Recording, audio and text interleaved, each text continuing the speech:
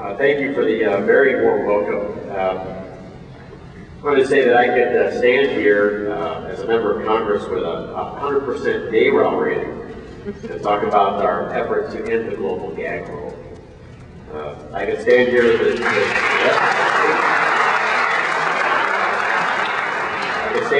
the chairman of the Republican moderates and talk about our fight to override the presidential veto on stem cell research.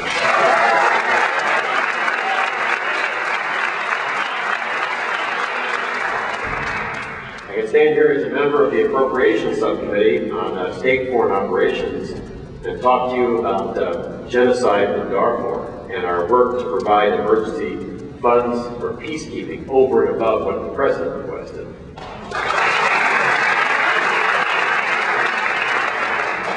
I can talk to you as the co-chair of the Iran Working Group and speak today about the existential threat to the state of Israel and our work to find a diplomatic solution to the Iranian crisis.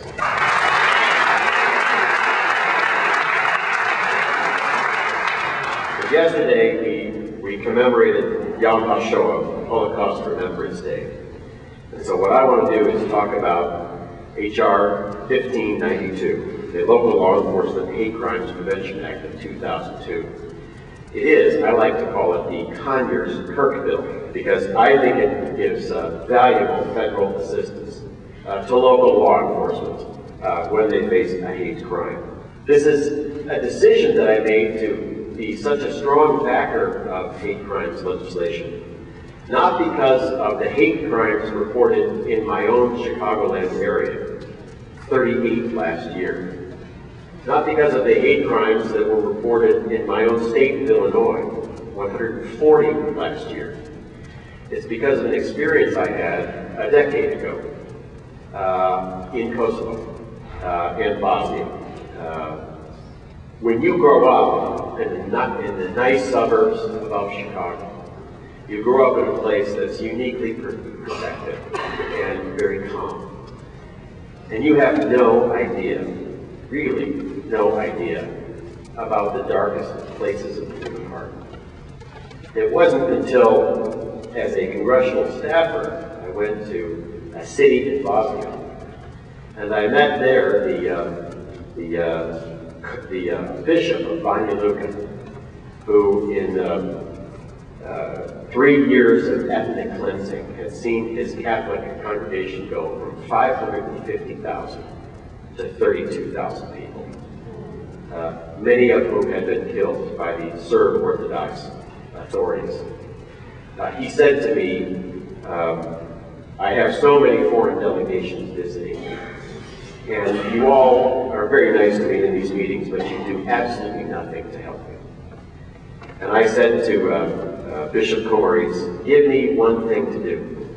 Give me one action that I can take on your behalf. He said, well, 2 weeks ago, the head of my human rights office, Father Tomislav Matanovich, was kidnapped by the police chief of the town. Give me Father Matanovich, and you will have done more than any international organization has ever done before me. I came back to the United States. You heard, I was an intelligence officer, I'm still a member of the intelligence community as a reserve officer. I ransacked our databases, found everything I could about this incident, about the kidnapping of Father Matanovich. I then came back to Bosnia, and in a meeting set up by the CIA, met the police chief of Prijedor, Bosnia, Simo Biljachka, the man that I thought had kidnapped him. Across a hotel table, Simo lied to me and said he had nothing to do with Father Matanovich's disappearance. And we think that probably that night he killed Father Matanovich. On the way back from that meeting, a young priest pushed a piece of paper into my hand, and I didn't read it until I got into my hotel room. But it was a map. It was a map of a town called Kozarac, and it showed one house, and it said, here's where 8 Croatian prisoners of war and Father Matanovich are being held.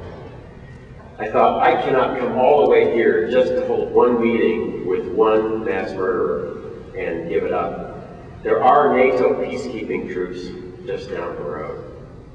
And so with this priest, I drove to the British military headquarters and asked to meet the commanding general, Major General Kisley.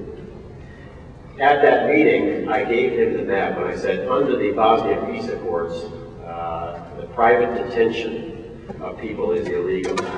And I have specific information on where 9 human beings are being held.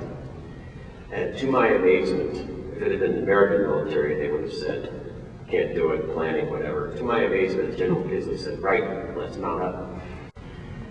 We surrounded the village.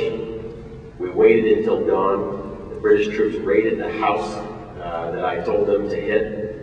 And they didn't find Father Matanovich. They found a human spine. That was it.